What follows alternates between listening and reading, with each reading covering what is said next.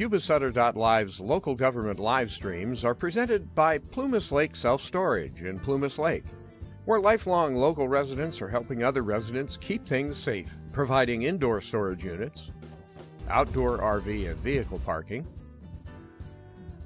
moving supplies, and Penske truck rentals. Details at plumaslakeselfstorage.com.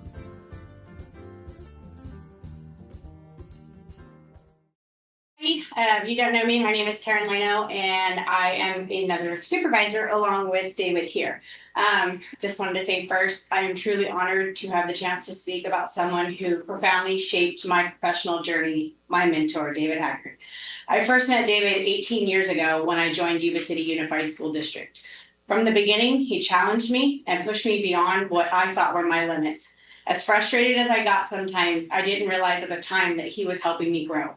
He helped me shift out of the military mindset that I was so accustomed to and into a world where kids were the most important thing.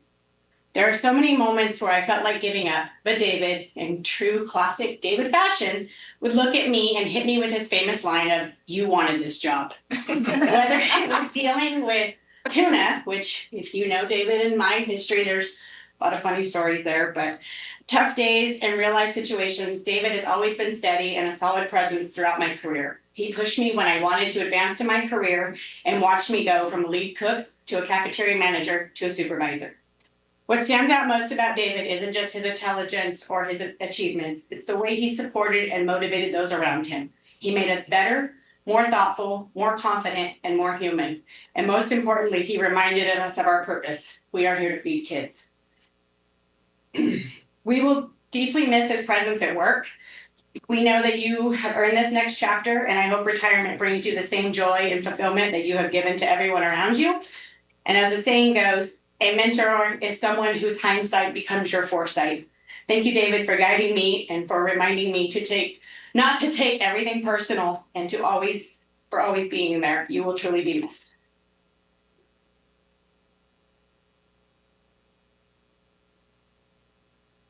Congratulations, David. On behalf of Yuba City Unified, thank you so much. Thank you. Get the bell. I get the bell. Can I get a picture of the four of you?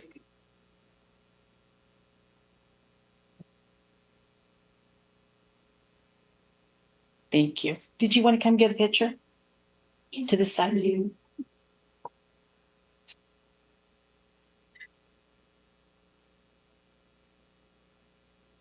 There you go.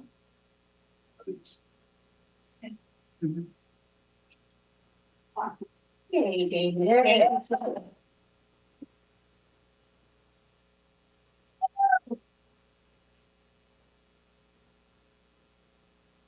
I'm presenting the next one.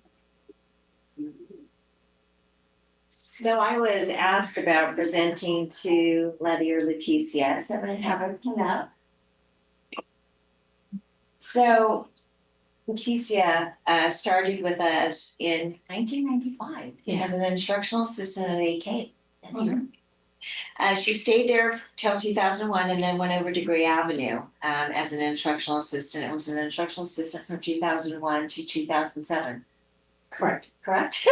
Checking our map. So the reason why I wanted to be able to speak about this is because she then had a split position, and it was when we got a grant called ACES, and it was money to run after school program. It was a 3-hour program. It was to have enrichment, academics, and As enrichment, academics, and then we also had recreation. yeah, there you go, the recreation component. And we were just building this. And I walk in and I have these people working with us. And this lady right here was one of the founders and developers of our after school program. And so she was split as a instructional aide and was the coordinator from 2006 to 2009. Is that something? The coordinator? Yeah.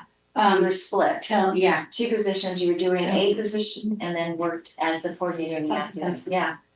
And then she became a full-time coordinator. And why she is so important is because we would have audits. We would call her. We would have things that we needed to do. I would call her. She was instrumental in really developing our after-school program and made it, the Gray Avenue was actually one of the model programs in the district. It was a middle school program.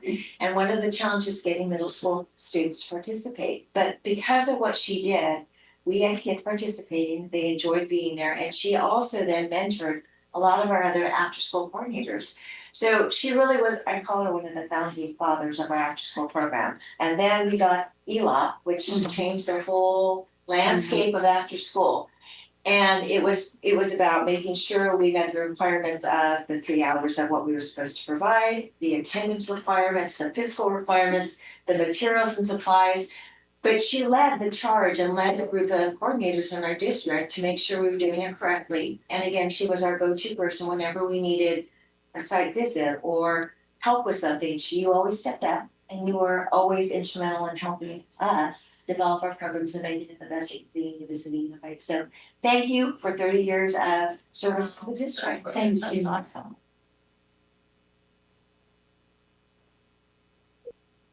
Reality's gonna miss you. Oh, wow. There you go. Make sure them two together. Fine. Thank you. Okay.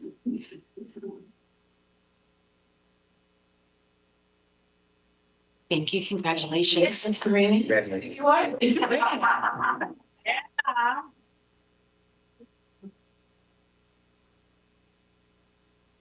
Pulls out.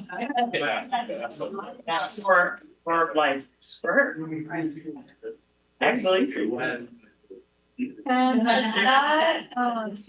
you.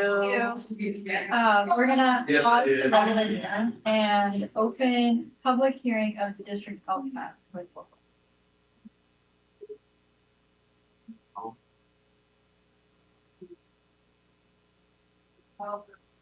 Good evening, full board, staff, audience. How do you follow that though? So it's awesome. So tonight, this is our public hearing for our 25-26 LCAP. Attached on the agenda, you have the complete document, many pages. And then I have kind of an abbreviated presentation to kind of go over. If you have any questions, please along the way, stop me along the way, just raise your hand. There is a lot of information and I'm just gonna try to make it a little shorter this year.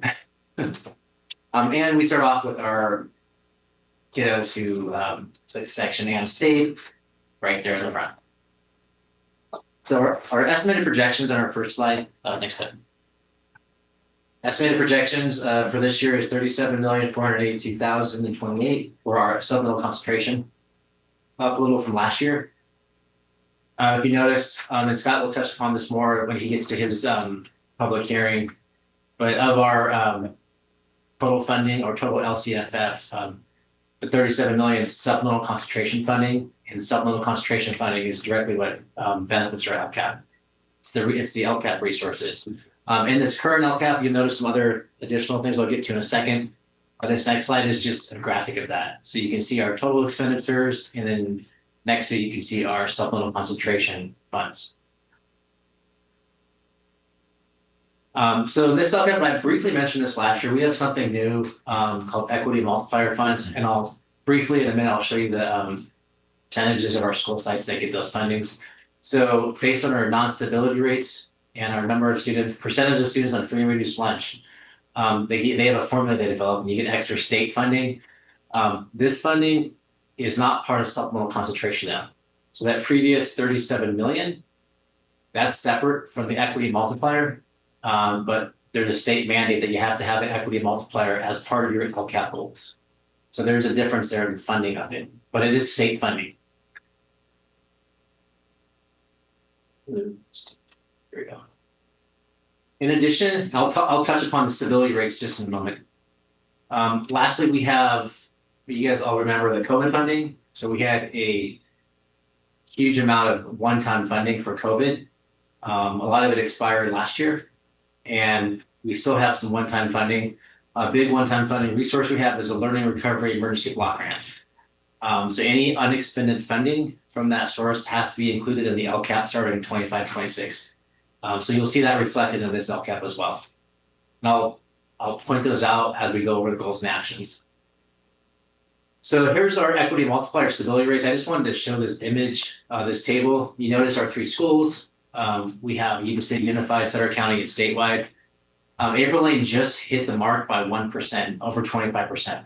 And so because of that, they received funding this year for next year. And then Albert Powell and Yuba City, they will consistently receive this funding because they have students who come and go throughout the year. And so the 68%, 62% respectively is going to be pretty consistent year to year. And this is a guaranteed funding in our school district. April Lane, because of that percentage, if they dip below the 25% for the next school year, they won't get it. So that was a first year funding for April Lane.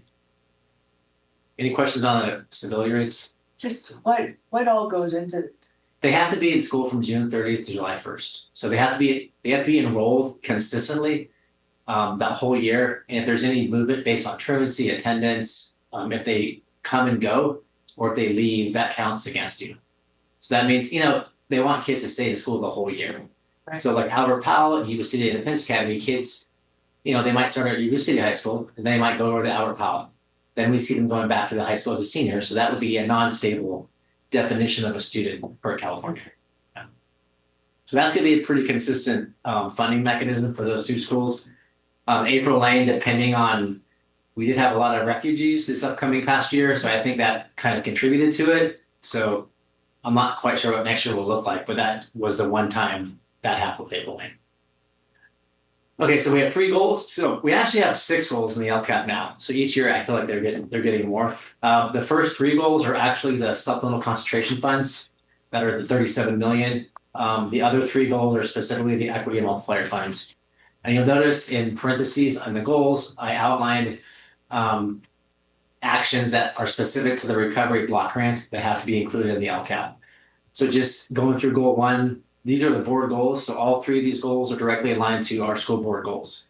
So the first goal is the academic and emotional support for students.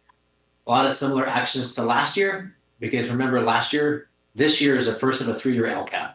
So you really shouldn't have a significant difference in goals. They should be the same goals, the same actions, and then each year you look at your baseline metrics and your expected growth and you make determinations on how you're doing. So for some new ones this year, just based on recovery grant, we've talked about the Discovery School earlier. So we do put our staff through Discovery School training. And so we outline that with the block grant. It's a one-time fund. The block grant is over at 28. So we have 3 more years of block grant to use that funding.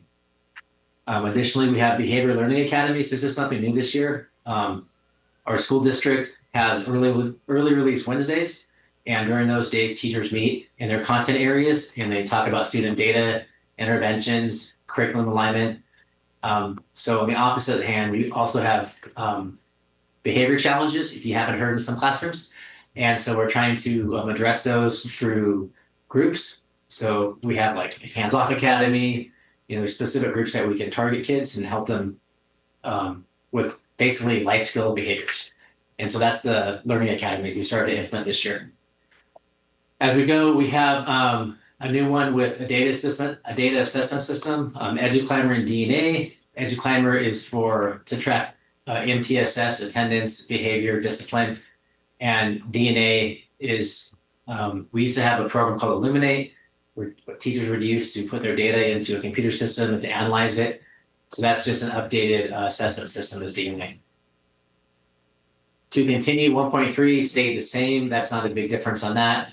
Any changing in funding is due to a couple areas, cost of living adjustment and raises. So anything to do with raises, certificators, or classified would be included in these funds.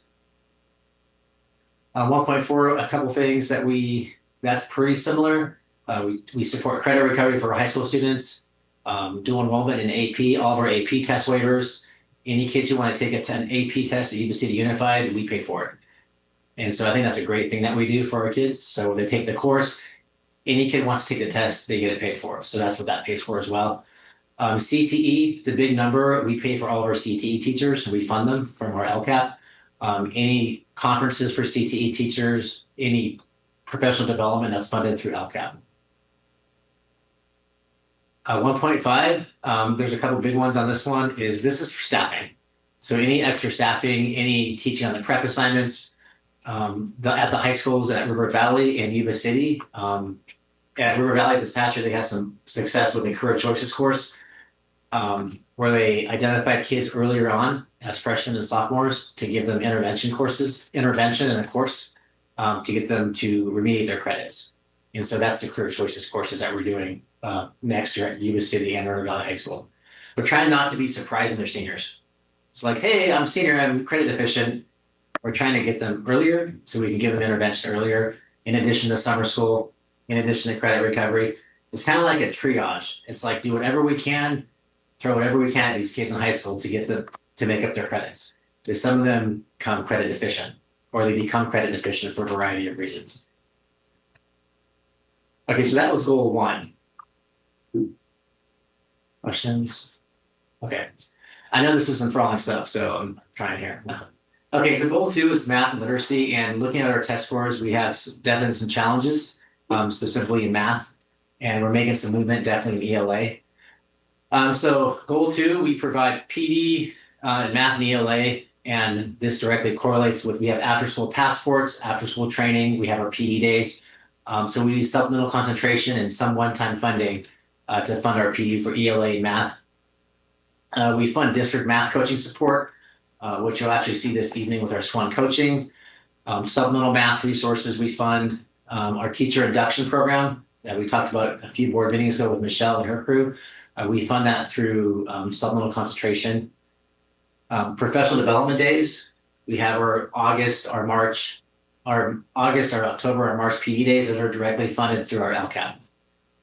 Co-teaching support for special education. PLC implementation, we work with Solution Tree, and our principals have coaches, and we have coaches at our sites to work on becoming a better collaborative team and working as a PLC. The only addition on this one is we have a supplemental math program called Alex. We use that at Albert Powell, and we use it at some of our other schools for intervention. And that'll be funded now from the one-time funds. What is it? It's an online intervention program for math. Yeah. And I mean, it's in addition to what they're using in their core curriculum. 2.1, actually talked about that one. So 2.2 is very specific to ELD students. And one big part of the LCAP is EL students drive a significant portion of why we receive funding. And so new now to the LCAP is LTELs, long-term English learners. So we specifically identify those in our LCAP. We identify them in the metrics on on their percentage of reclassification, how they're doing on the CASP test. And so we have PD we provide for them. We have tutoring services we provide for EL students, tons of supplementary resources for EL students. And the new one this year will be after school tutoring for all our K-12 EL students. So we currently offer it. K-8, we have after school tutoring intervention our teachers provide.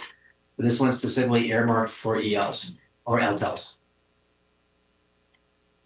And How is somebody classified as an EL? Like, what is the threshold? They take the LPAC.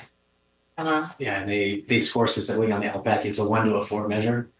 So they take the LPAC and plus their time in the country. Well, and if they speak the language in the home. Yeah, we do a home language survey. Yeah.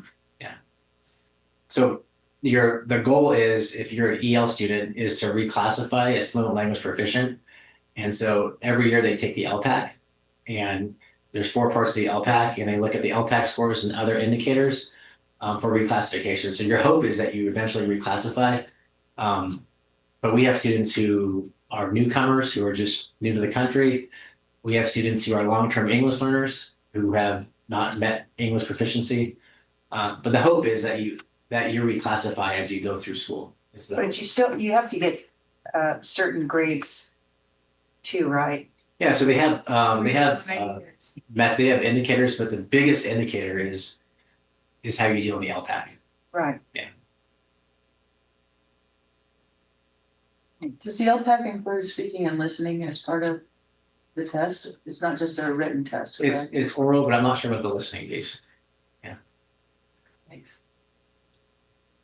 Moving on, 2.3, that's there's just a lot we do. I mean, $6 million is a huge number, but I mean, we have avid teachers. We fund all of our avid conferences. We have K-8 intervention teachers at all of our sites, our K-8 sites. This upcoming year, we actually have additional, April Lane, which I'll talk about later, has a new ELD intervention teacher based on their equity multiplier funding.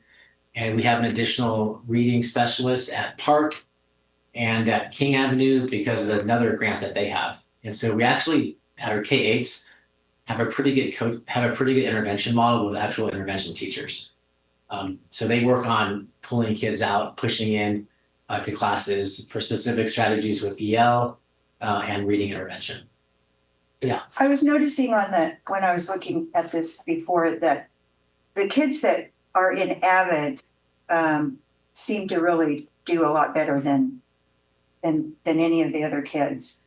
And I was just wondering why we couldn't incorporate the AVID strategies in our ELD courses. So they do actually have because I know that sometimes if they're in EL, they can't, that AVID then becomes it's not a requirement. Right.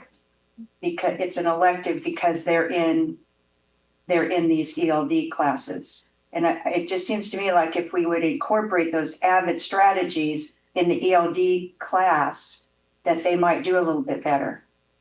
Yeah, the AVID strategies are actually, they're good for every kid, right? Exactly, but you know what I'm saying? There are some schools. There's actually an ELD strand now in APID that our teachers get to participate in, so they're actually getting that incorporated during their ELD time. So we're encouraging our ELD teachers to attend the AVID trainings so that they can incorporate. So Yeah. there's I just noticed their high school scores, they the do that. AVID scores Yeah. were just better, because I know at Tierra Buena, if they're in, it's an schedule elective. is hard, yeah. Yeah, so they're in ELD classes and then they're not in the AVID courses. And And it that's was why we just, have so many teachers trained also in AVID because of strategies, because they're incorporating in the classroom. So when the ELD English learners go back to the classroom, they have access to it as well. good.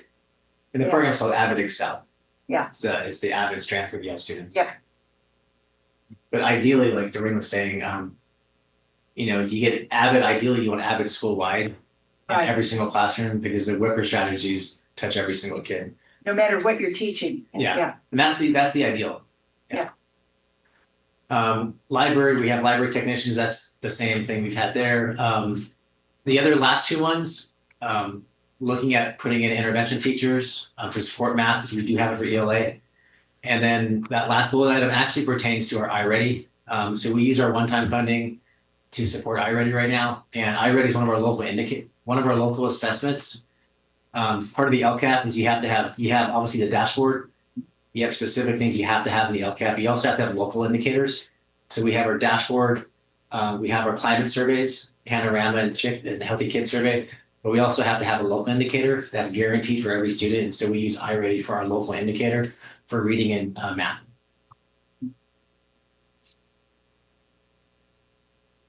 And the last 2.4, we have those in each school. Those are specific funds for kids at the specific sites that the principals include in their SIPSAs. So like in May, we do our SIPSAs at the board meeting, and every school site has a single plan, and they have to vertically align that with their district LCAP.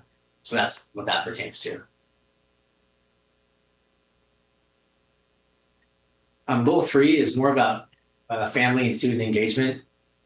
And I call this like the culture goal, the environment, the school environment goal, school safety, positive school environment is really what this goal is about, outreach to parents. So we have our PBIS implementation as part of this goal. We have at 5 of our school sites, we have intervention, I guess you would say behavior intervention rooms to help curb suspensions and to help reset students to go back to class. This upcoming year, we're training our staff in the discovery model for these specific reset rooms. And that goes back to goal 1. So our discovery community day school, what we have for our expel students, we've obviously seen indicators it's really working well for our kids. And so we want to branch that out to more teachers so they can use those same strategies to the kids at their school sites. So this past year, we've been working on it with Gray. Gray Avenue has an elective discovery course. They started off with 1 section last year, they're gonna have 5 next year. And so we're gonna be training teachers at grade, training our reset room teachers in the discovery model. We have a training next week, Monday, Tuesday, Wednesday, and Friday. Then we have a training in August as well. So we're really excited we get to support that program still. School safety is a significant one here. And so we still maintain our resource officers and our probation officers through the LCAP. Remember last year we increased our health aid support. So that's something we're continuing to do through our LCAP. Campus supervisors, new duty aides, crossing guards. And we continue to enhance our security cameras across the district. Looking at replacing old ones that aren't working too well, and then working with technology on where some areas in our campuses where we might have blind spots where we need to increase our security surveillance. And so that's something that's directly tied to school safety, that's directly tied to our LCAP. What kind of, the A2A attendance to help improve chronic absenteeism, how is that working? Are we? So that actually is aligned to our SIS, it's aligned to ARIES, and so we can quickly track our attendance, like our actual attendance rate, and like where our schools currently at without hitting their 10% for chronic absenteeism. And so we can actually see what kids they are, and then we can work with our parent liaisons in our school sites to actually track which kids need to be talked to before they hit that rate. So it has been effective. Has it, we're getting better attendance? Yeah, so our chronic absenteeism Yeah. greatly dropped this past year. We see it dropping again next year. Part of it is 23.4 to 18.9. Yeah. All students. Yeah, and then even within our student groups, I think one school, Riverbend, is the only school I think that either maintained or increased, but the rest of the schools dropped their chronic absenteeism. And remember, that's only for K-8 schools. So chronic absenteeism and the dashboard is only reported for K-8. But I think a lot of that's to do with our social workers, our counselors, having a more intentionality based on our admin and our parent liaisons. Our parent liaisons have had a huge part of that calling families, kind of old school, like. But our attendance rate went down. So 23-24 it was 92.6%, right? Your metric for 3.10, and 24 to 25 is 85%. Yeah, that probably includes high school. So I'd have to I bet that break that down a little more. So we've gone down. We've gone the wrong direction in that one. I think that includes high school, though the other one I think might have included just the K-8s. So I have to look back at that one before our next approval on the next one. So if high school kids aren't attending class, big shock, they cut school, and then. What are we doing with the high school kids? Because I know the focus has always been on elementary. The hope is if you get kids going to school regularly, they'll continue that. And then they get to high school and all bets are off. So what are we doing with high school kids so that we recapture it? Because they're not gonna do well if they're not in class. Yeah, so I know in terms of we have attendance, administrative attendance secretaries at the high schools in addition to parent liaisons, so they're still working on that. We definitely still do SARB. We have an active SARB almost weekly, and so we still work with families on bringing them to SARB to students who are truant. So like when you get to your third letter, you do go to SARB. We try hard to do that. So we do have that enforcement. It's still a challenge though. So we're still looking at strategies to And help isn't that. it true, there's a new model that's being implemented where we'll be able to recapture ADA through and attendance through after school opportunities. Yeah, the opportunities or Saturday school. Not just Saturday school. Yeah, so there are options to recapture that attendance. Okay, good. Continuing with this goal, we talked about parent squares are a tool that we communicate with parents through ARIES. Parent liaisons is something we're continuing at all of our school sites. That's been a huge success. And you guys heard from some of those parents at one of our previous board meetings. One of the community engagement advisory committees, one of their things continues to be parent outreach and parent workshops. And so this past year we did increase that. We provided parent workshops on IEPs. So one of the asks was we wanted to be able to understand how to read an IEP as a parent. So we had some workshops on special education for parents. We've had a lot of parent workshops on community building. And so that's something that was asked from the parents that we want to do better on, continue to improve our parent workshops. Basically giving them more information on FAFSA, giving them information about A to G, just about things that they might not be informed about. We want to make sure we can increase those services. And we did offer conferences this year. Some of our parents attended CABE. They came back and reported on that. We've had a significant increase in our DLAC, our English Language Advisory, our district English Language Advisory Committee. We have a significant population of parents now involved in that because they felt way more included in the process and that their voice is heard. And so that's been really helpful and awesome, actually. Following the leadership, that's our leadership we do in November at the church, where we have our ASB students, our high school students, and leadership, and our middle school kids come and they do an assembly, they hear a speaker, and they do breakout groups. And so that's something we've been funding and we want to continue to fund. Flexible learning environments, that specifically pertains to the furniture or media furniture. We use one-time funding for that. Our K-8 schools, those are completed. The only additions this upcoming year is we have 4 new TK classrooms because we have now 10-to-1 ratio or 20-to-2 ratio. Before it was 24, now it's 20. So we've had to expand our TK classes. So we do have 4 new TK classrooms for next year. And the other classrooms would be high school classrooms.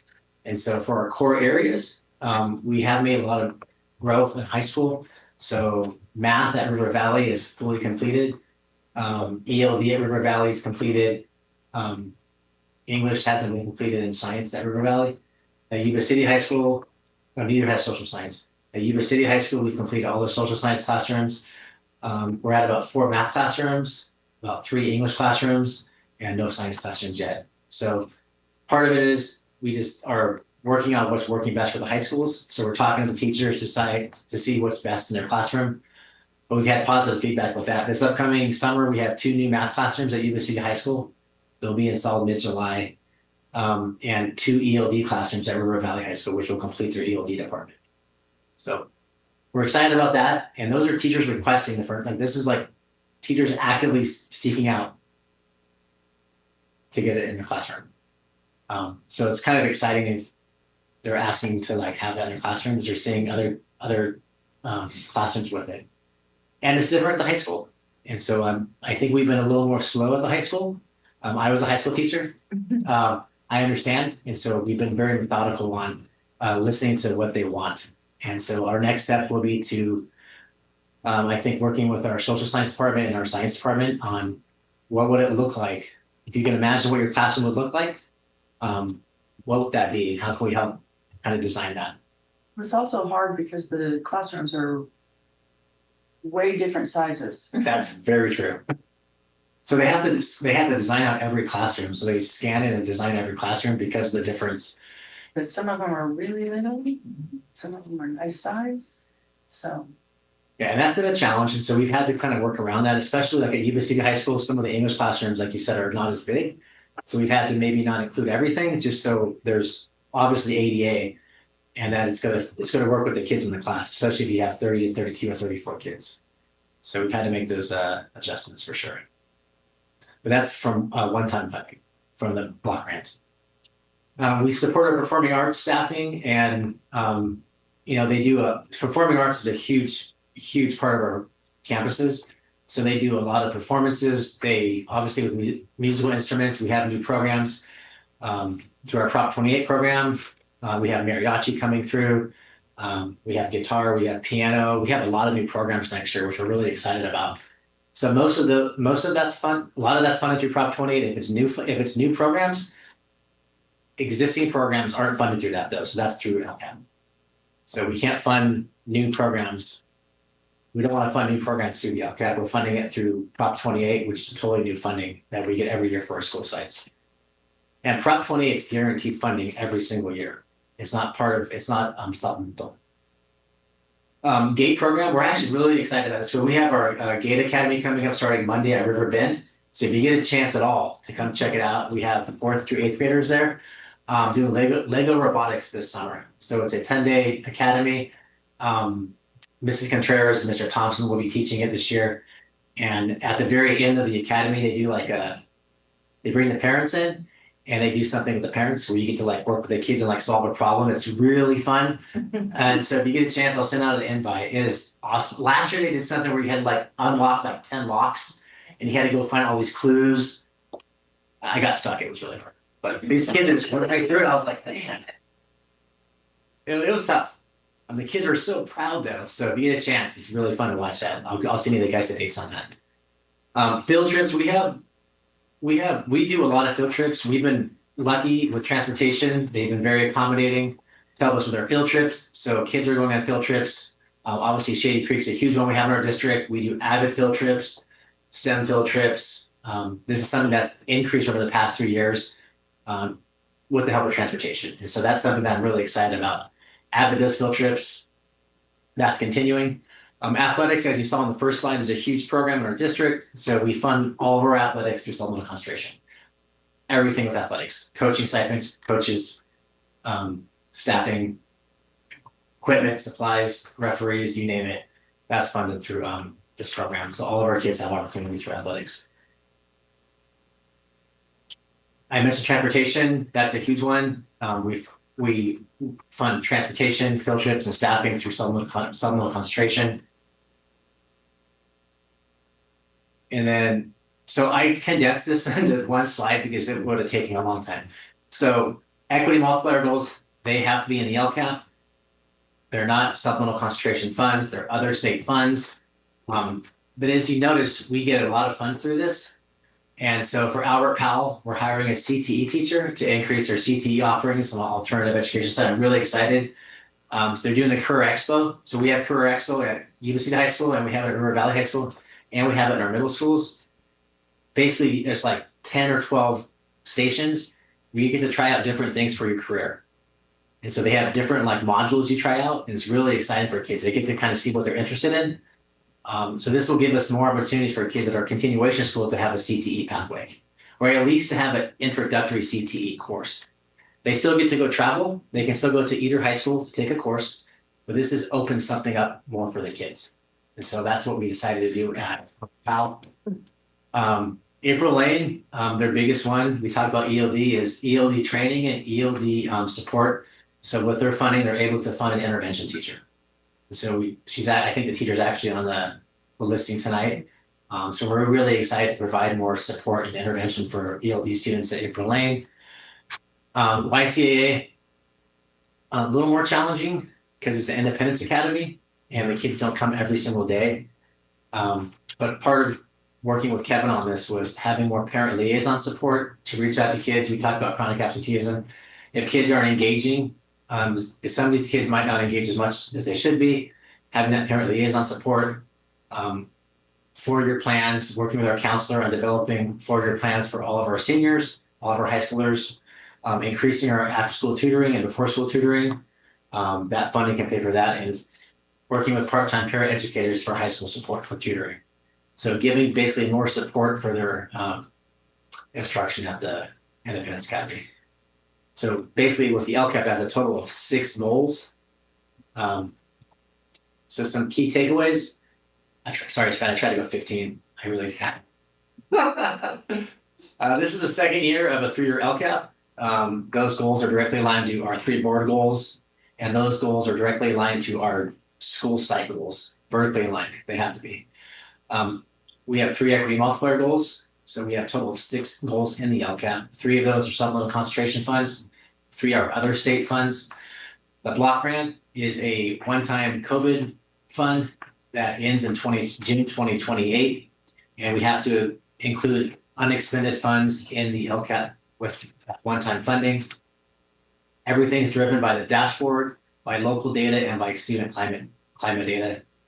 And you have to engage all of your partners in this process. So we've had, I can't count how many committees. We've had a lot of committees, a lot of meetings, a lot of input. And it has to be student driven, student focused. That's a lot of information, but. I have a question. Yeah.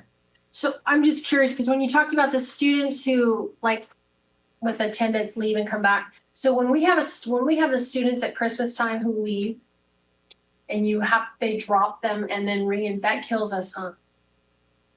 I mean, as far as you said it affects their, That, based on, yes.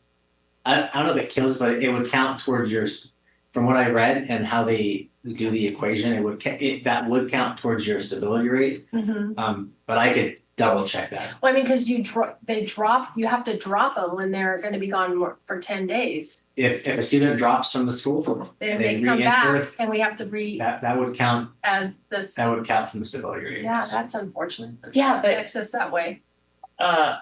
but don't we get money for that? I mean, isn't that what that says in the third slide? Like funding goes to LEAs for allocation to school sites with prior year non-stability rates greater than 25%. And what that's perfect segue. So what they said, it's not, the stability rate's not an accountability thing. It's just a recognition that some schools or some districts have non-stable students. So that was like the key thing they said was it's not, like there's other accountability measures, like the dashboard, it's like accountability. This one's just a recognition that there are students that. Right, but then because of some schools in the population and where they are, they're gonna have more students who are gone than not. So, I mean, cause I know there's a lot of kids that leave. So The that was holiday. that whole discussion about 2 weeks, 3 weeks off, are they Yeah. gonna leave, are they gonna stay? Yeah, and if you give them 2, they still take 3 or 4. They just, no matter what happens. I would predict that Albert Powell and YCA are gonna stay on that just because they're naturally kids transitioning. Mhm. Albert Powell, I would say, might be an anomaly just because of the refugees. That's just my, Right. You mean April Lane? sorry, my bad, April Lane, yeah. Yeah, Yeah, it says it's 25.1.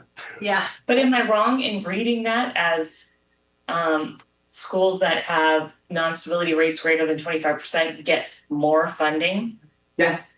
So then it doesn't hurt us. it doesn't matter. Yeah, right, thank you. I mean, aside from the fact that they're not learning, Right. that's what we're here to do. And that's the key. So yeah, as far as it doesn't hurt us Got you. in the pocketbook. I didn't see it that way. I mean, thank you. Clarifying. I know, it's weird.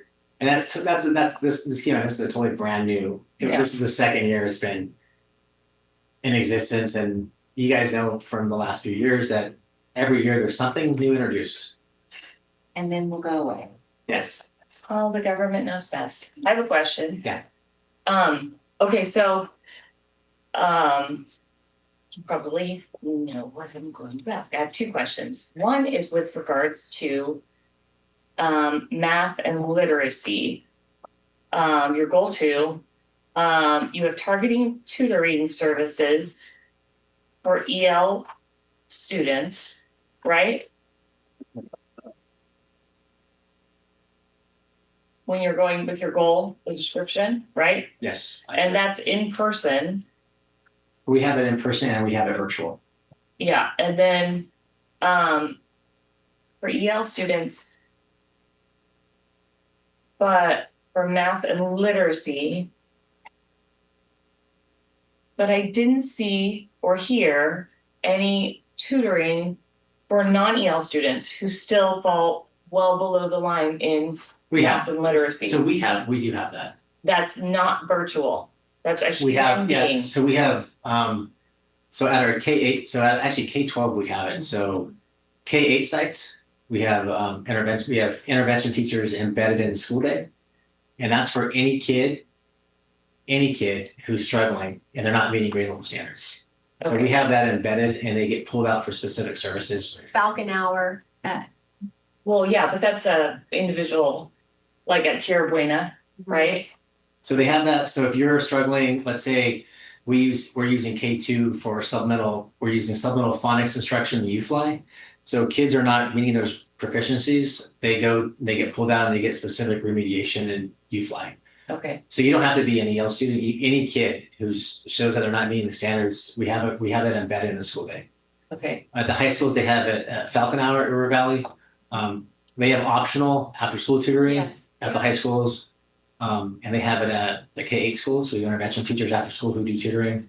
And for the kids who have to go home right away, they can't stay after school. We do have the full mind virtual tutoring. And I can send you guys information. We actually have significant results from that. Mhm. We have a 94% attendance rate, and we have a lot of kids making, not in math specifically, but in English, significant gains on that. Shelley? You know, at Yuba City High School, they used to have a 0 period. Are they still offering 0 periods? Not for the intervention. Not for intervention? They have it for like, they do it for activity, like the leadership class they do it for. And they offer that just so they can build more flexibility into their schedule for other kids since it's a 6 period schedule. Right, I was just wondering if maybe that could be a consideration to offer some of that intervention or tutoring help as a 0 period. Because some kids might have to get home right after school. They might be able to get there a little early, especially since we start so late. I know some of the teachers actually do use, I know some teachers in math at Yuba City who actually do routinely before school math tutoring. I can think on the top of my head their names right now. I can probably guess who they are. Yeah, probably the same person. And then my second question was, why are the cameras put under school safety again? Because they're to help keep schools safe. How, when nobody's watching them? Well, no, they're not actively watching them, but it is a deterrent. So cameras typically are a visual deterrent, and when there's any something that happens during the school day or after school, you can see like what happens. So if we have somebody who goes on campus and spray paints somewhere, you can get like evidence or information on that. But then it wouldn't be a deterrent because they're still doing it. I would say school cameras. You want to have cameras on campuses. Yeah. Oh Yeah, no, especially like cameras. Yeah. I just wish there was somebody watching them. So that's a whole different discussion because live monitoring services brings up a different cost benefit. Right. At my old district, I had it at my high school for probably 8 years. The live monitoring it was helpful, but in a big district like this, I would have to kind of look at the scope and see the scope of that cost.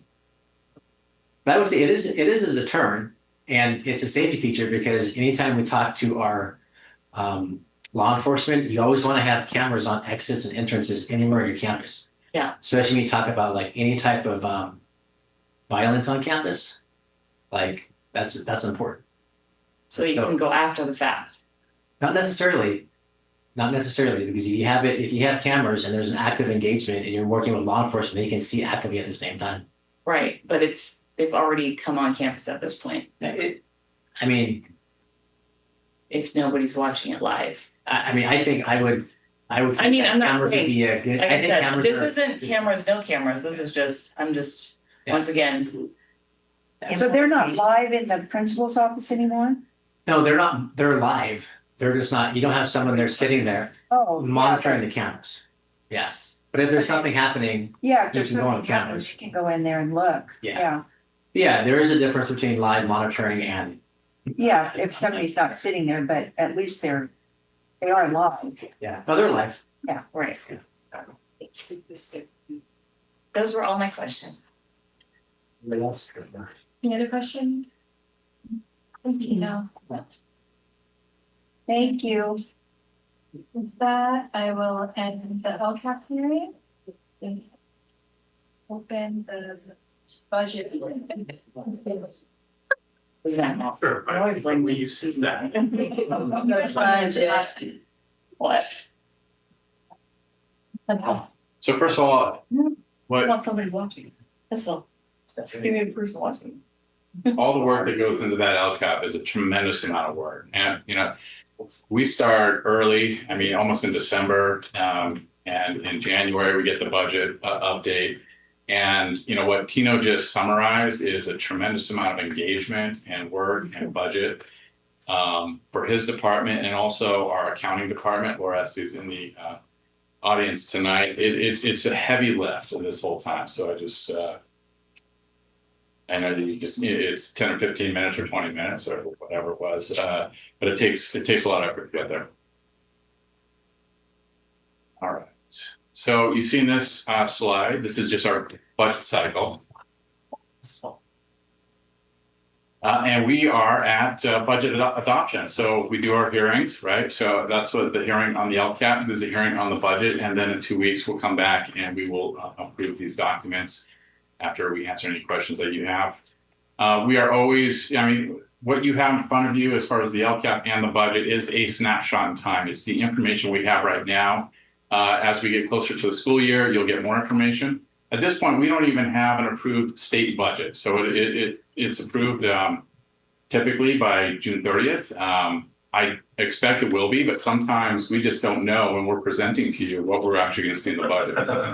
But everything that I'm hearing right now is the budget is in line with some minor adjustments to be approved in June, similar to what the budget, what the governor has proposed.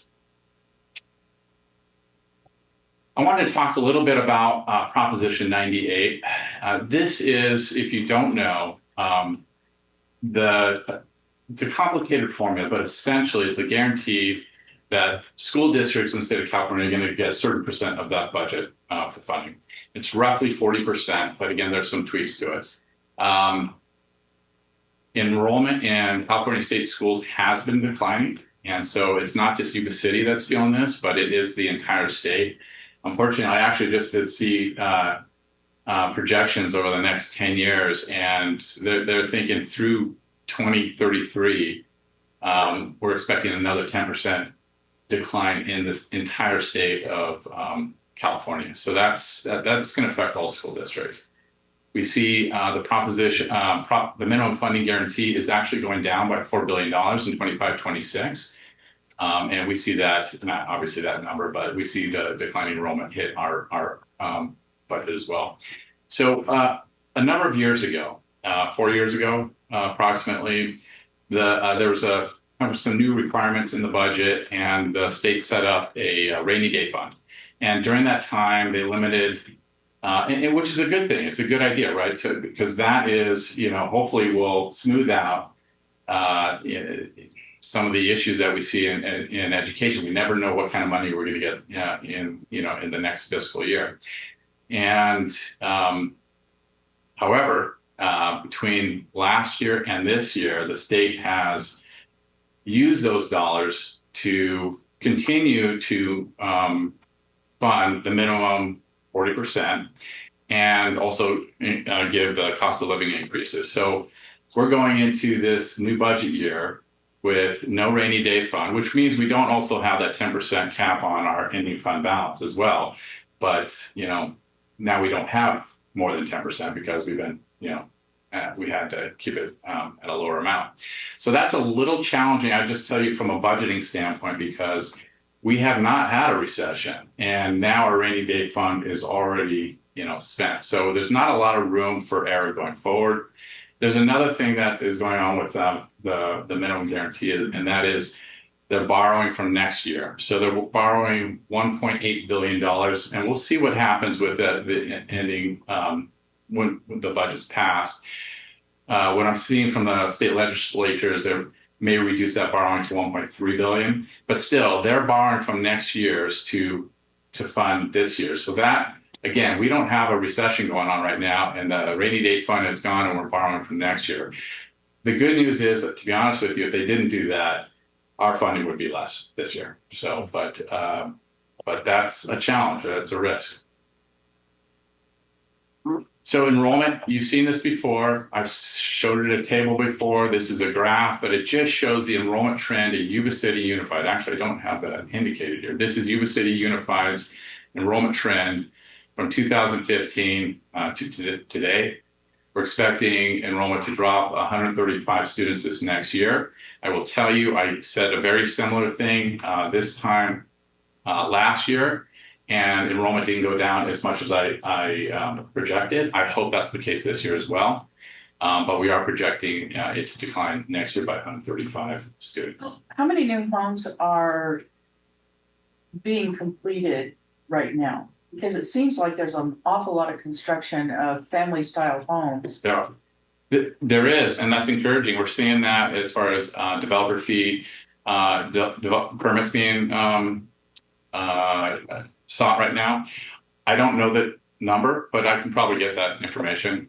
Well, it just seems like, and I respect the trend, and I respect the way you come up with that, but it just seems like that might be something that counters that a little bit. I really hope so, and I think it will. I mean, it will to some degree, right? And we just don't know. But most of them, I think, live here still, and they're just relocating their home. But But there's that's- 400 homes going in on Bogue Road, that's there's gonna You be got that, the 400. harder- And harder- we started that. Right. But all the ones by Carter me, Parkway. Carter Parkway and all that, a lot of that is, cause I know a lot of them and they're just moving. But that means the house they have been living in will be open 100%. for other Yeah. people. to move It's still into. more housing, like you're saying, Yeah. Shelley. It Right. means that, and it's family housing, so that, that we're really hoping that adds. Right.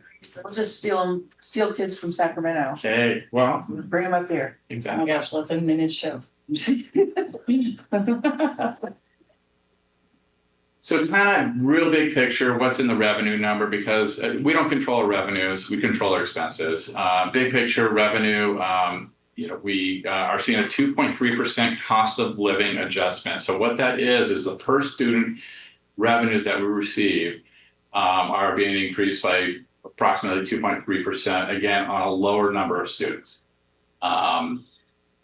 Our funded ADA is $10,920. Again, our funded ADA has some safeguards in it. What we're relying on is the 3-year average, the 3 prior year average to get that number. If we relied on current ADA, it would be less money than that. But that's a safeguard built into the local control funding formula. And of that $165 million in LCFF, Tino just went through the $37.5 million that I list there. That $37.5 million is extra dollars that we receive due to factors, low income, English learners, foster youth. And so we have more than most when it comes to that. And that does give us those additional dollars. And that's what we have to report out in the LCAP, what we're doing with that, along with some other things that Tina reported out. Over the last several years, especially during COVID, I've been talking about one-time fund. One-time funds are challenging to manage because it's hard to hire people with because those funds go away. We don't have any new one-time funds this year. We are spending down one-time funds that we received in the past. The most notably is what Tina was talking about in the LCAP, a $13 million Learning Recovery Emergency Block Grant. Those dollars go out through 27-28, so we have a few years to use those dollars. Another kind of big hit or another big expense that we pay for is special education. We do receive funding from state and federal resources for that. However, it doesn't cover everything, so we have to do a transfer. We have to fund that part of it, and that number of coming out of the general fund, not the dedicated resources for special education, is just over $28 million. This was a larger jump than we were expecting. This is a $4 million increase in that funding. So that definitely has hit our budget. And then I said, this bottom bullet, I've talked about it a few times, but essentially we don't have some of the hold harmless benefits that we had in the past. We do have declining enrollment, and of those kids that are here, there is we're seeing a less attendance rate than we used to see pre-COVID. It has been increasing, like Tino said, right after COVID, it was abysmal, but we've been seeing it kind of notch up slightly over the years. So that's good. I'd like to see that trend continue. Revenue, $216 million in the budget. That is unrestricted and restricted. The biggest portion of that is what we were just talking about, the local control funding formula, 76, that's that big slice. We get about 5% federal revenue and about 16% state revenue. There's a lot of questions about federal revenue. Is that going to continue? I just don't know the answer to that. It would seem unreasonable that would all disappear, but I would say that there are some pieces of that could, but there's really no clarity on any of that at this point. Some big bullet points that are in the expenses. So this is, usually I'm projecting or showing you a budget that we haven't settled with our bargaining units. So this is the first time I'm able to say, hey, all the numbers are in the budget for 25-26. So that's good, and you'll see the numbers in a minute here. Again, just talked about the special ed, but that is a big piece of the budget. We're seeing more reasonable inflation, but it's still hitting us. 3.4% is a more long-term rate. We've been, over the past decade, those numbers have been more in the 2% range, which has been nice, but we're definitely, projecting inflation in the 3% range.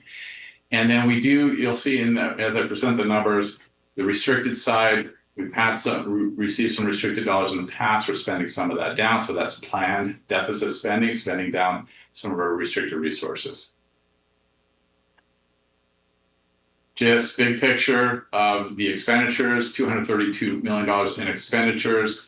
The bottom 3 slices of that pie are people, certificated salaries, classified salaries, and benefits. And then 8% supplies, 14% operations, and smaller amounts in those other areas. So we are a people business. That's where our dollars go. So lots of numbers on here. I'm mostly going to focus on the circle. So as you can see, how to read this, I do break it up so you see what are unrestricted and are restricted. Our unrestricted column are restricted, and then you combine them all. Unrestricted is the biggest piece of the pie. And also, when you look at the change in ending fund balance, this is where that is a negative $8.7 million. So that is, from these projections, we are pulling from an ending fund balance to cover those dollars. I will also tell you that when we do projections, especially at this point, it is more of a upper limit cap than we try to get this as accurate as possible, but our control mechanisms in the budget don't allow people to spend more than they have budget for. So if they're going to buy supplies or services, they can't spend more than they have. So when they get down to the end of the year, we do find that we come underneath that. We try not to, spend less than, let's say, 2%. We don't want to miss by that much. But even 2% on a budget our side is $4 million, so it's a number. So we do expect to come under that, but that is an uncomfortable number for a fiscal person. So I'm just telling you that is something that I do think that we need to focus on reducing those dollars. We've been talking a lot in cabinet on that, and I know we'll be able to come up with some strategies to do that. But that work starts now, and we'll be continuing that discussion in the next year. Just our ending fund balance projected at the end of the year. Restricted resources, $28 million.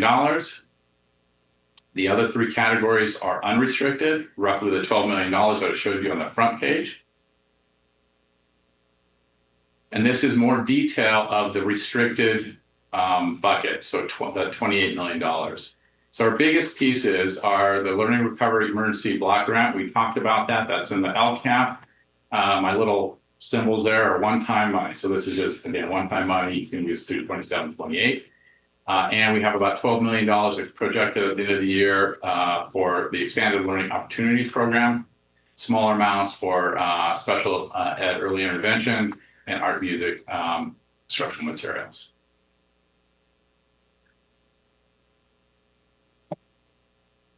So when we do our budget, we look at a multi-year projection. So these are our major assumptions when it comes to the multi-year projections. So I'll really just kind of cover the out years. So that's 26, 27, 27, 28. Slightly decreasing funded average daily attendance. It's slightly decreasing because, again, we get that benefit of the 3-year average through those years. It kind of helps soften that blow. We expect LCFF cost of living adjustment, the per student increase of a little about 3% in the out years. There's nothing too out of the norm in these assumptions going forward. I would say that there's a number that is hitting us in 27, 28, at least projected to at this point, and that is the CalPERS employer percent. So that's the amount that we pay on salary. So that is going up by almost 1% in 27, 28. That's a big number. That hits the budget pretty good.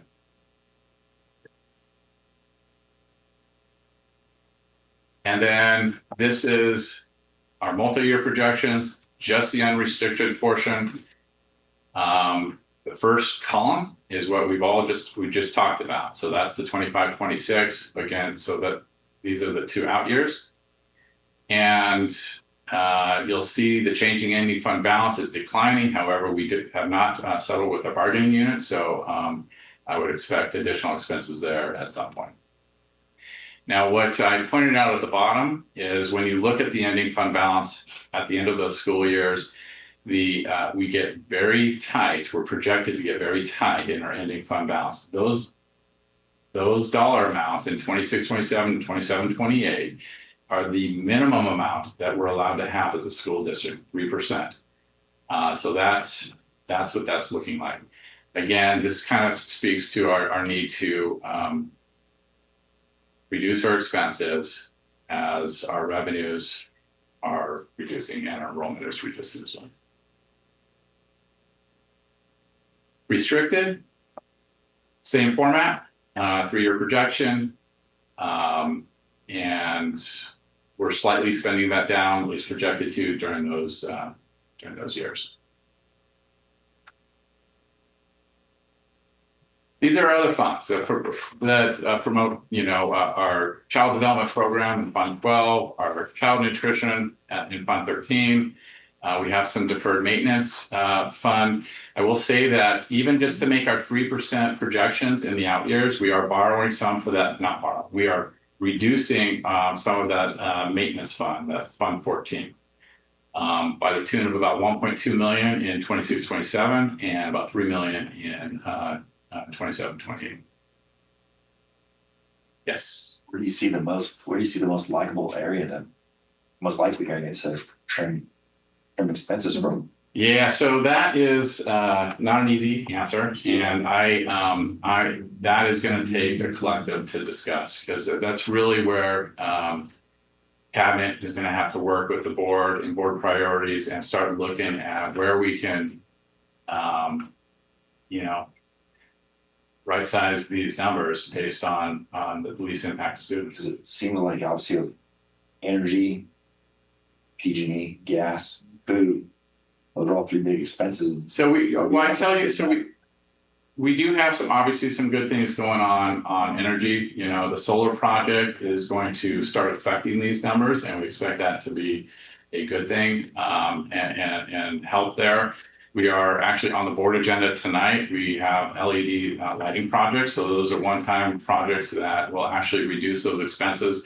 Those are quick paybacks, anywhere, just kind of depending on the shortest payback is 3 to 4 years, but more like 5 to 7 years on those, meaning that the savings completely pay for the project. And so we're doing some things to help on that side.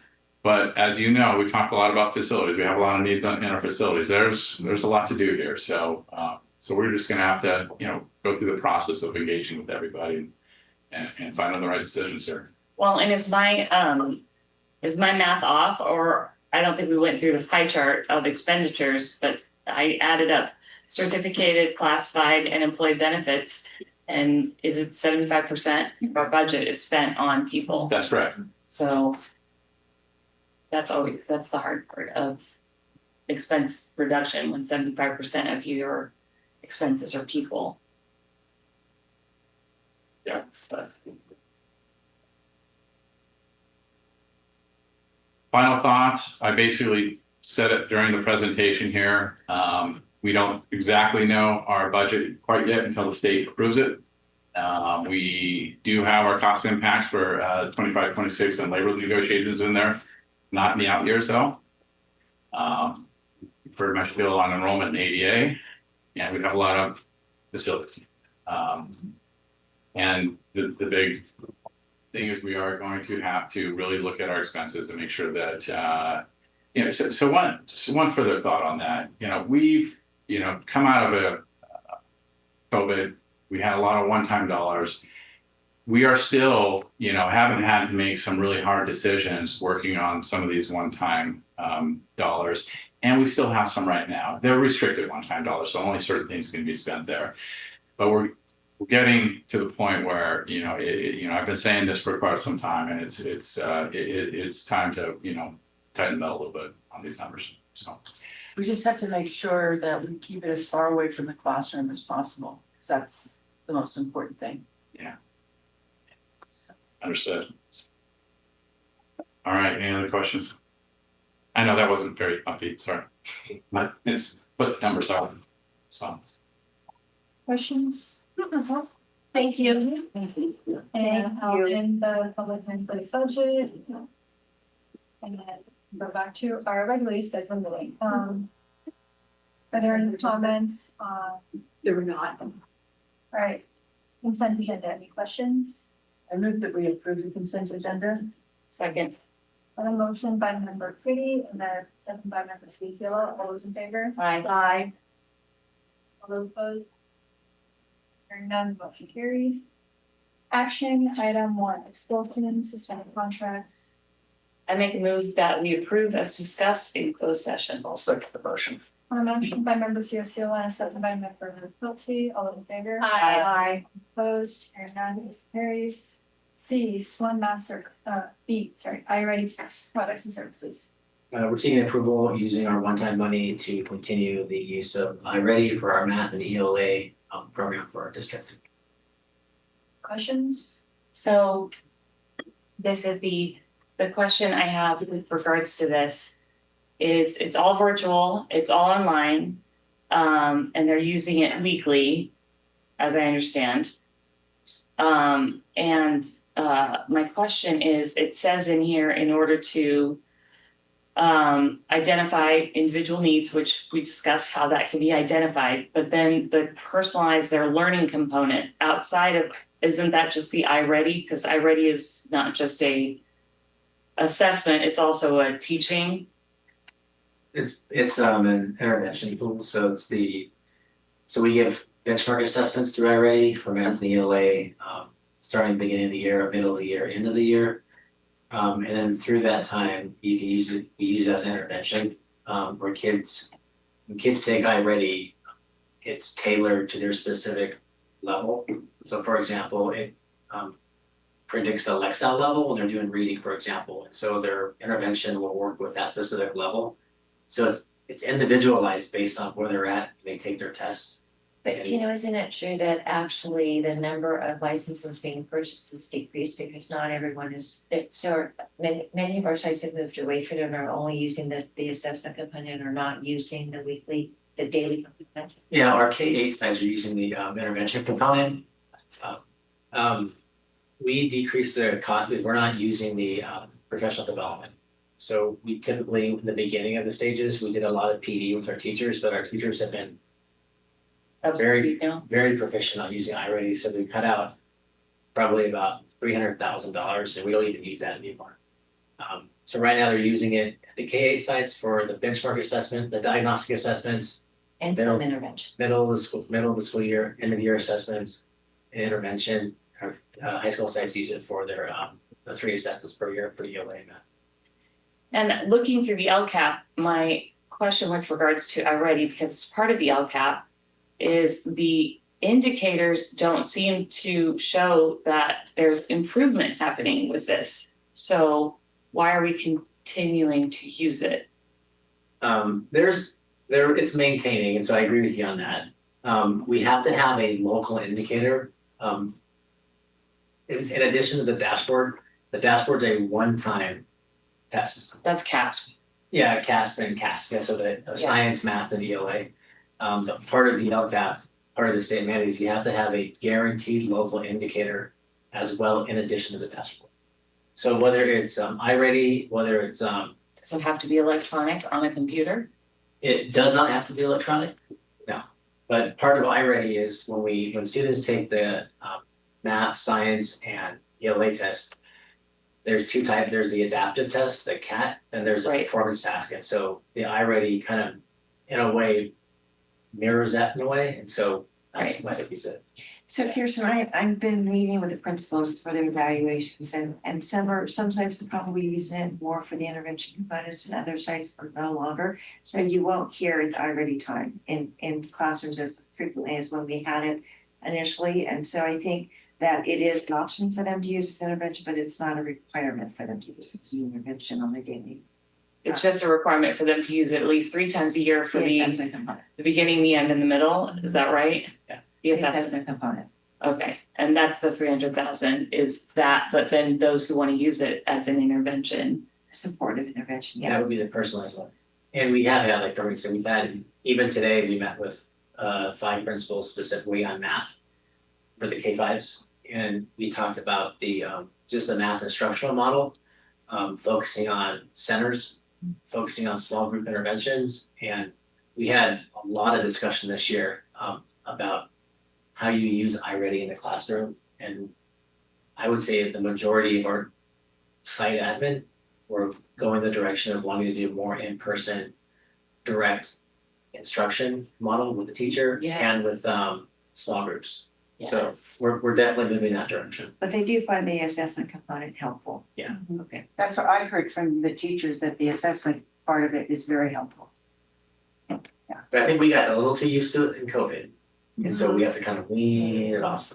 Right, well, it's just shown that the retention and the actual learning is, how do I put this, what's that word? When you learn something for the short term to answer a question versus, it's gone. So by the time you take CASP, like you've forgotten what absolute value is, right? You don't even know, right? That was just one module you did, but without that, I don't know, I guess stick in sand, pen and paper, conversation, and that repetition, it's just, this is, does not get as deep. And that's not, Amish member Ciociola saying that, that is 26 different studies that have said it. So just know I'll probably crow about it for all of the. But we are still working on our. Because I don't want to go backwards. I don't have anything against technology except that it's not as good as a person. To Shelley's point, when we talk about dollars, I would it's never going to ever take the place of a qualified, caring educator who can sit with students and engage them and have that direct feedback. Like, okay, here, well, how did you, and then that's just, So, but I get it for the assessment component. So I agree, totally. Yeah, those small groups you can't beat them. But the assessment part of it, I think, is very valuable because it helps drive that intervention piece that you're doing in a small group. It's more consistent, I mean. not like CASP, who literally writes the questions the most wonky way. Well, that's because it was written Yes. by AI. Oh, it's ridiculous. It's ridiculous. And I, like the rates that I said, we do have, like, an example would be, in our schools, we have Shelley mentioned the intervention periods. Blonda, but you guys know. Falcon Hour. Falcon Hour, Terra does it. AK has it. So at AK, they are using, their intervention time, they're using a component of iReady, but it's very intentionally used with the teacher and with teacher feedback. So it's a tool, but it's definitely not a teacher. Like it's just another resource, the toolkit they have. All right, that's all my questions. Can I have a motion? I move we approve. Second. And a motion by member Pretty and a second by member Lamb, all those in favor? Aye. Any opposed? Hearing none, motion carries. C is fund math services. This one is actually kind of beginning what we were just talking about, is continuing to provide specific math coaching to our A8 schools. We've been working with SWAN for, I think this is our 5th year, and they provide on-site coaching. They work with their teachers, they do co-teaching, and it's an additional teaching resource to, especially as we gear up next year, looking at a pilot for the new math framework. So this is just continuing the coaching model for our for our teachers and K-8s. Is SWAN still being used as a supplement? Yeah. Or, okay. And There are some teachers who love SWAN and there are some who think it's evil, so. what we've done this past year, we met with SWAN and we, because they had the supplemental curriculum, but we had the discussion on looking at focusing more on the instructional strategies. So we have the supplemental curriculum. Let's talk about like the actual instructional piece, talking about how do you do grouping, procedural versus conceptual math, using the use of manipulatives at your K1 levels. So those are kind of the discussions we're having right now with when we continue to use the coaching model. And I guess my question with that was on the dashboard, we've gone down.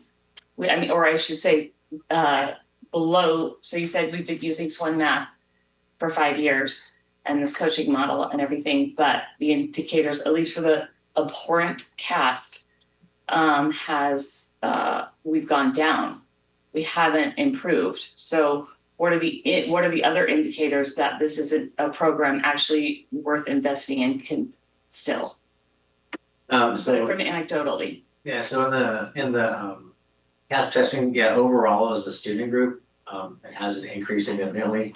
At specific sites though, there has been some gains. I do think that having when you have math scores that are stagnant, I think that you have to have some sort of coaching model to work with our teachers. And so this is something I think we need to continue to refine for sure. We did have an additional at Gray Avenue this year. We worked with a different coaching model with Solution Tree to work with our 6th to 8th grade teachers. And we hope to see some gains with that. But yeah, our math scores definitely need to see market improvement. I don't disagree with you. But I think right now at our juncture, this is a system that we have a lot of teachers that are new that don't have really a lot of math coaching instruction. So I think it's a model we want to refine and then kind of reevaluate when we do our pilot. The new published textbooks that'll be available for the new math framework will be available in November. So I think the biggest juncture will be when we start our math pilot is what curriculum we use, and then do we continue to move forward with that coaching model? Well, I think that the challenge we've had is that we still have our adopted program, and SWAN was brought in as a supplemental. So districts who completely dumped their adopted curriculum and went strictly with SWAN have shown notable gains in their math scores. So I think that's one of those things where we're living in this delayed adoption process. And so I think it is going to be where the SWAN is likely to be on the adoption list, whether or not our staff select that will be a conversation. But I do think our teachers that love the coaching aspect of the model lessons that they're getting, and they're feeling like it's a support that they don't have and necessarily feel strong in math. So they have an opportunity to really talk to their coaches about, well, what can we do? How should they introduce things? And it really is about conceptual knowledge versus rote learning of math facts. Right, which I love that. Yeah. I was doing a long-term sub when you brought SWON math in, and I absolutely love it because it isn't just a one-way thing. It teaches it teaches multiple ways of getting to an answer. But then what you're saying then is that the reason we haven't seen gains on the abhorrent CASP is because not everybody is fully invested in SWAN. There's still We've got smatterings of both because again. Well, and they allow the K2 grades to continue using the old math, and then the 3rd through 8th grade we're using the SWAN math, and I think it was, and I felt like it was very effective. I saw great improvement. I just have one question. I know that when teachers come together and write the curriculum themselves and then implement it, it's always better and does better for the kids than a canned program. So as we're looking at the new math framework and everything else, can we please consider getting some of our teachers who would like to work on this together? I mean, if I was an elementary school teacher, which would never have happened, but if I was an elementary school teacher and I was having to teach math, I definitely need some help because it's not my forte. But if I could get together with others and help devise the curriculum instead of relying on something that comes out of a company somewhere. So we're gonna always have to purchase what's on the document. I know we have to do that, I know that, but within that, have the teachers come together and, Grade level conversations about. yeah, And we Because- do have that now. We have a district map committee comprised of K-12 teachers. okay, And just today, they finished their second day. They've been working all year on the essential standards. So we basically have vertically aligned TK-12 with the most essential like power standards, the 8 to 10 power standards. So that work actually got finished today. And Oh, so cool. when we approach our math framework and adoption next year, we'll have a guaranteed and viable like essential standards. So it won't be like this school has these, this school has these, this teacher Right. likes this. more consistent. It'll be, these are the essential standards for K, 1, 2, 3, up to 12. And every kid in each seat will hit those. And so in November, like Sutter County does, like any county does, we will look at the published list. And we kind of know before who are some of the adopters that are typical. And then we'll go through that process of looking at maybe which 3 we want to look at piloting. Okay. So we do have a teacher committee right now that's working. So when we say pilot, that means we get a chance to actually look at it, and if we decide we don't want it, like, okay, there's 3. Okay, this group, this cadre of teachers really worked with this one, and it was just, there was too many holes in it. So they don't want it, you know, I mean, a pilot means you can say no. Yeah, so just Correct. like with our furniture, right, we had some of our ideas that we piloted for some of the classrooms. After they did it for a semester or a year, they decided it probably wasn't the best for this grade level students, so they went back to the drawing board, redesigned, got more input from the teachers, then went forward with something that was better. So that would be the same thing where we would have a rubric, like they do when they go through the publishers now at CDE, they have a specific rubric that has indicators. Right. They have to meet these specific standards. We would do the same thing. And so, like my daughter's school just went through this for math, so I forgot what they went with, but Did I get rid of Common Core, are they? that's I don't think that's going away. No. Darn. We the people. Anything I can't answer that one, I'm not sure. anything else? No, I got a motion, I make a motion, we approve. Second, on a motion by member CSL and a second by member Bonslett, all those in favor? Aye. aye, Opposed, hearing none, motion carries. D, approval of YCHS flooring. So the rest are facilities improvements. This one is for exactly what it says, redoing the floor at YCHS, and this is the, South Gym. South Gym, thank you. There it is. It's for $118,000 coming out of Fund 49, and this is through California multiple award schedule. For this problem. It's the entire gym flooring, right? It is the entire. Isn't it just done it for you? I They did the multi-purpose room. yeah, I last don't have update. this one. Yeah, I don't recall last I time. remember it being new. It was done, Well, it was shoddy work that they had there. Eric Ekman was the assistant principal here, that's all I remember. We did move this up because this was planned for at least next year, but just is one to the point that I think it's this year project. And we're in, Make a motion to approve. Second. On a motion by member Fulton, a second by member Pretty, all those in favor? aye, Any opposed? Hearing none, motion carries. E, approval of interior LED light fixtures. So E and F are both similar and both LED projects. We are doing planning 4 LED projects for this summer. These are 2 fully installed by a contractor. The other 2, we bought the equipment and we're internally doing. So the other 2 are Yuba City High School, so that's an ambitious project, and Albert Powell. Those we've authorized additional staff, summer helpers to do this work, and then of course our regular staff will be involved as well. So we're hoping to knock out all 4 during the summer here, and so this will be again immediate cost savings.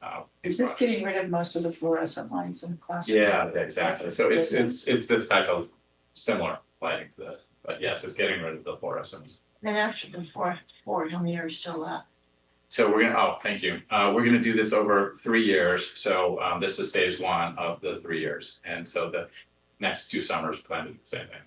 And so this we'll see, this is, you know, we'll see how well our in-person versus contracting goes and see how much we can get done. The summer's really short, so it's kind of an ambitious project. If we have to pivot a little bit in the next summer, we will. So. Can I ask a dumb question? Mm-hmm. Where will we get fluorescent light bulbs?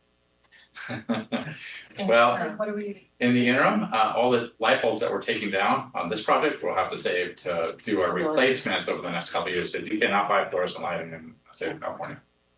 Otherwise, I'm driving to Nevada. You want me to go to Nevada? Yeah, I'm pretty sure if all this push. You gotta get, we got black market, fluorescent bulbs and Freon. So we're hoping to save the good ballast and light bulbs, just to keep things going. And if we have to do a classroom or 2 during the year, we can do that. I mean, we can take care of that. So you can't buy the long bulbs You anymore? cannot. You can, there's LED long tubes, but they're not fluorescent. I don't think I do that. Less migraines. Yes, I agree. More consistent lighting for sure. Everybody's about to look a whole lot better. Everybody's about to get a glow up. I mean, that we approve. Second, On a motion by member Pretty and a second by member Bonsley, all in favor? Aye. aye. Opposed, hearing none, motion carries. F is the same thing. Same project for Park Avenue. And make the move we approve. I second the motion. It's gonna get to Shelley. It's a race. Body percent. On a motion by member COCL and a second by member Quilty, all in favor? Aye. Any opposed? Hearing none, motion carries. Approval of play structure and shade structure. So interestingly enough, the next 2 are also very similar, both play structures and both funded by SELPA.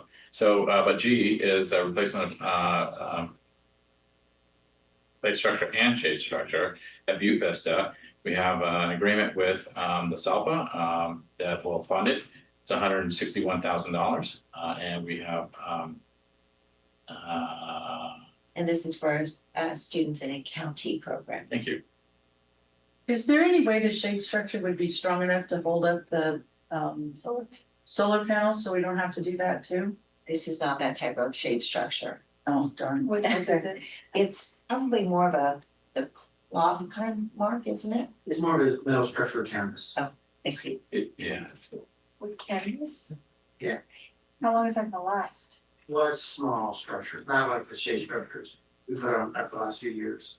It's relatively small structures that provides the kids with shade. So like a tent? So Shade cloth, kind of like a shade cloth over a pergola or whatever. Yeah. Any questions? I move that we approve. Second. On a motion by member Pretty and a second by member Ciosella, all in favor? Aye. Aye. Any opposed? Hearing none, motion carries. H, approval of playground replacement at Central Fleet. So Central Gaither, as you know, we are getting that place ready for school, for our non-public school. Mark and his crew are doing a ton of stuff, cleanups, painting, and the play structure absolutely needs to be done. We approved a contract with the SELPA for all this, and the total cost renovation is somewhere in the neighborhood of over 700,000, maybe 780-ish thousand, and this is just one piece of that. Revitalizing Central Gaither. Well, and we're using Central Gaither as we're revitalizing it for the purpose of. So for it's a non-public school, this serves our most neediest special ed students. And Rising Star will be the operator of that school that'll come in and provide the actual instruction and services there. Oh, okay. And then what about all places of storage there? What's that? Cause all. Oh, Out so of that- the schools goes to. So that's been a challenge, but Mark and his team and our technology department, we were using that and still are a little bit for a lot of storage for the district. So that's been a challenge trying to find home for all that stuff and or just clear it out.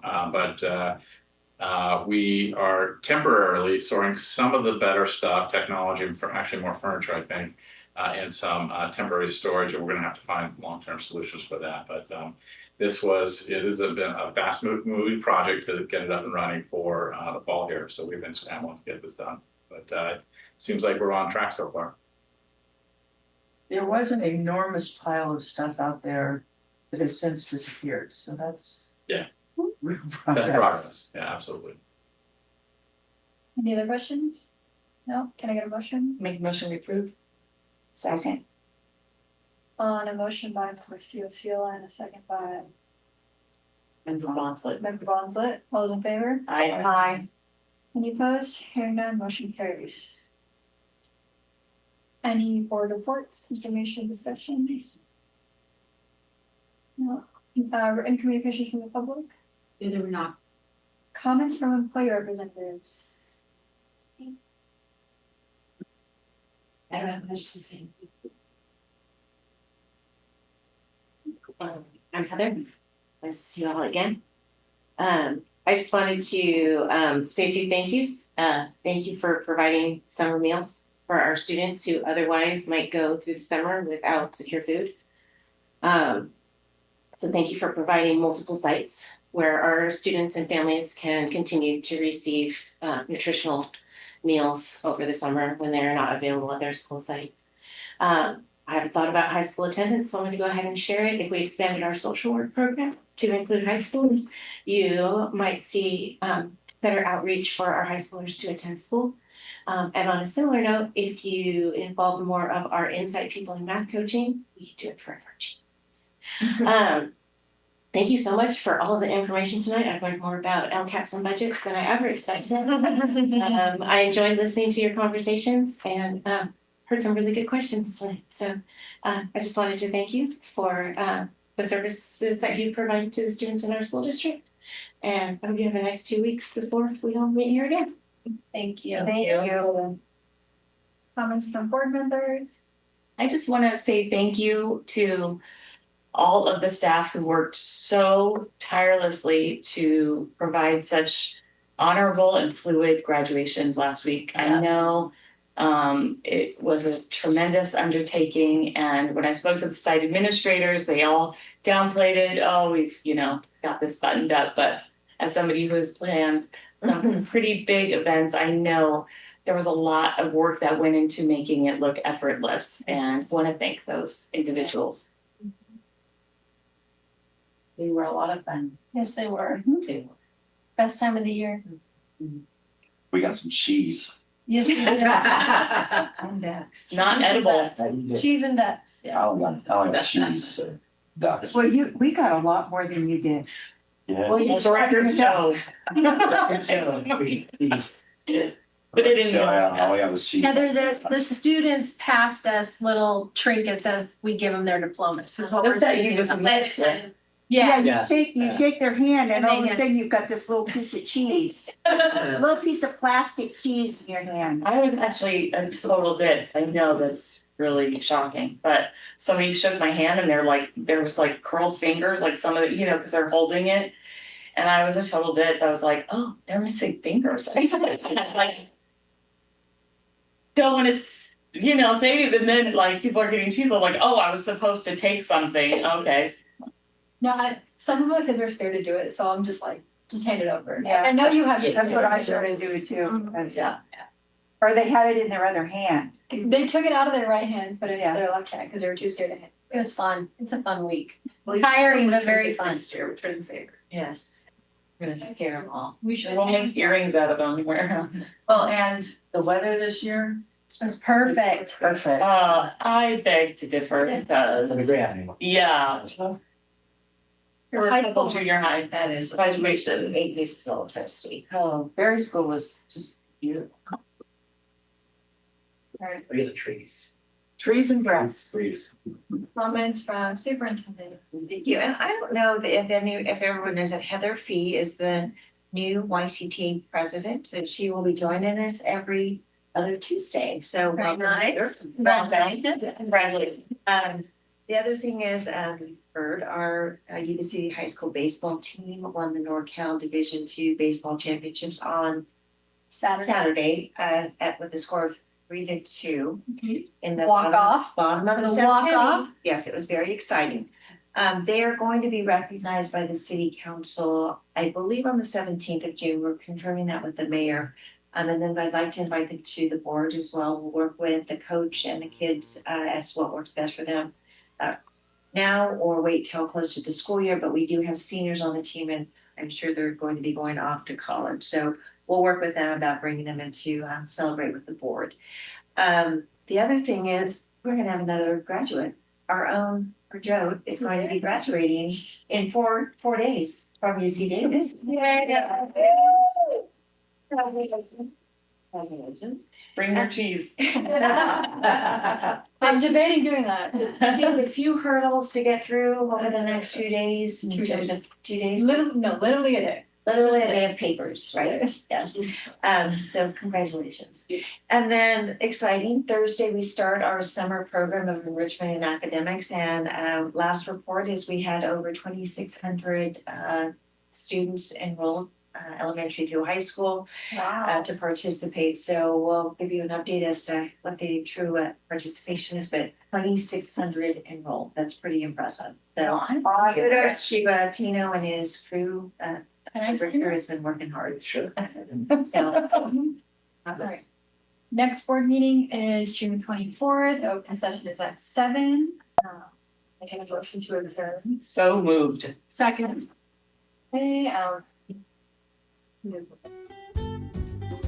Yuba-Sutter.LIVE's local government live streams are presented by Plumas Lake Self-Storage in Plumas Lake, where lifelong local residents are helping other residents keep things safe, providing indoor storage units, outdoor RV and vehicle parking, moving supplies, and Penske truck rentals. Details at plumaslakeselfstorage.com.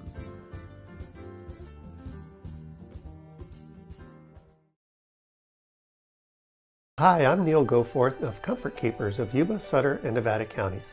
Caring for elders or even yourself has challenges. Comfort Keepers of Yuba, Sutter, and Nevada counties can help you address today's issues and plan for tomorrow with in-home and specialized care for you or your family members. Call us at 530-749-8800. Comfort Keepers of Yuba, Sutter, and Nevada counties.